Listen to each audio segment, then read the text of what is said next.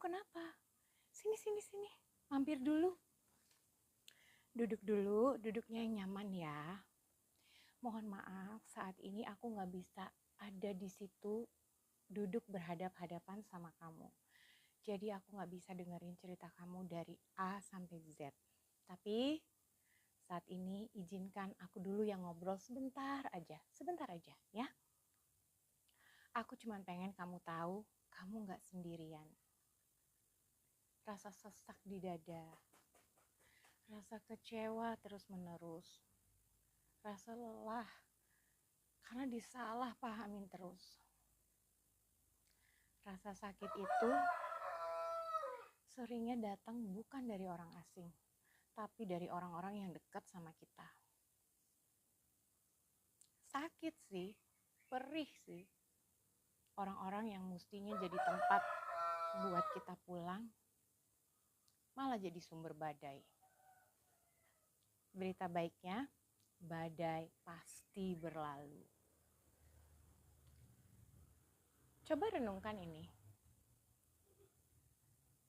Kamu ngerasa udah kasih yang terbaik, udah ngerasa bahkan go the extra mile, lebih dari yang seharusnya kamu lakukan. Tapi terus kamu dikecewain, disalah-salahin, disalah mengerti, terus-menerus. Ujung-ujungnya apa? Kamu nangis sampai matamu bengkak. Kamu nangis sampai ketiduran. Pertanyaannya, apakah mereka punya pikiran yang sama dengan kamu? Belum tentu.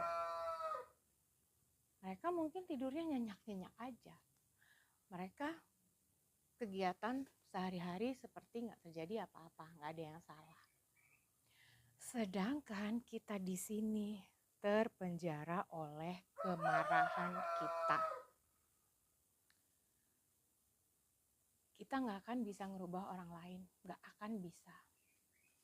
Kalau orang itu ibaratnya kayak udah seperti jeruk nipis, dia itu udah sepet, kecut, mau direndam air gula, mau dikasih madu sebanyak-banyaknya, dia tetap aja kecut, tetap aja ada sepetnya. Kita nggak bisa rubah orang, tapi kita bisa jaga hati dan pikiran kita. Kita yang punya kontrol atas hati dan pikiran kita. Jangan pernah kasih remote kontrolnya ke orang lain. Mereka gak punya kontrol. Kebahagiaan kita yang atur.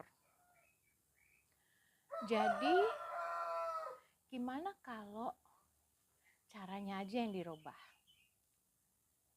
Jadi, mohon maaf ya, ini asap seakan berkabut. Balik lagi ke topik kita. Jadi, gimana kalau caranya aja yang dirubah?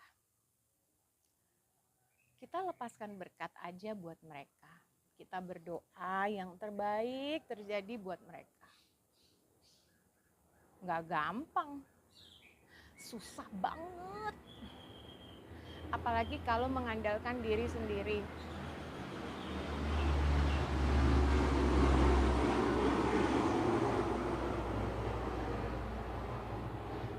Gak akan mampu. Dengan kuat gagah kita gak akan bisa. Tapi ada ayat yang mengatakan, I can do all things through Christ who strengthened me. Segala perkara dapat kutanggung di dalam Dia yang memberikan kekuatan kepadaku. Tuhan yang akan bantu. Ada satu kesaksian singkat aja ya teman-teman. Aku dari keluarga broken home.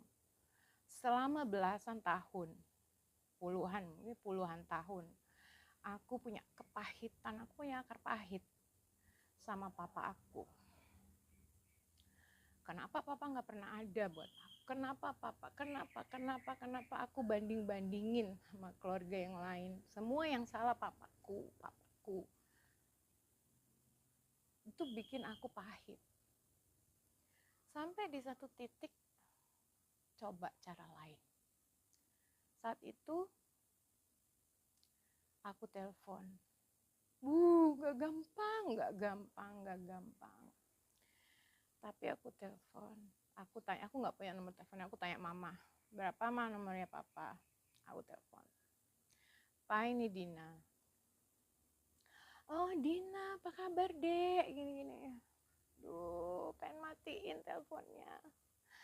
Tapi aku di situ dan aku bilang, Pak, makasih ya Pak. Papa selalu baik sama Dina.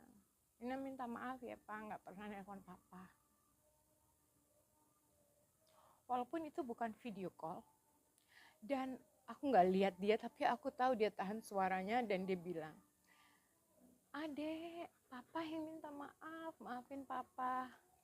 Kayak gini. Tunggulah Boni, Mama cerita dulu ya. Terus,